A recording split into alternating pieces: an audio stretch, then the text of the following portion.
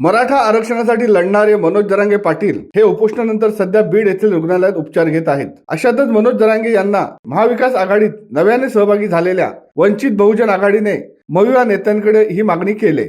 मविआने मनोज जरांगे यांना जालन्यातून लोकसभेच्या रिंगणात उतरवावे यावर मविआ नेत्यांच्या राजकीय प्रतिक्रिया येत असतानाच आता मनोज जरांगे पाटील यांनी देखील याबाबत त्यांची भूमिका स्पष्ट केली. मनोज जरांगे पाटील म्हणाले, सध्या माझे पूर्ण लक्ष मराठा आरक्षणावर आहे. राजकारण हा माझा मार्ग नाही. मराठ्यांची लेकरे मोठी व्हावी यासाठी माझी झुंज चालू आहे. माझ्यासाठी समाज हा सर्वात मोठा आहे. मी माझ्या समाजासाठी काम करत राहीन, लढत राहीन. दरम्यान मनोज जरांगे यांनी यावेळी जाहीर केले की ते आणि त्यांचे सहकारी 3 मार्च पासून साखळी उपोषण करतील. पाटील यांनी 3 मार्च रोजी राज्यभर रास्ता रोको करण्याचा इशारा दिला होता, परंतु आता त्यांनी परीक्षांमुळे रास्ता रोको आंदोलन स्थगित करण्याचा निर्णय घेतलाय. शिवसत्ता टाइम न्यूज ब्युरो, मुंबई.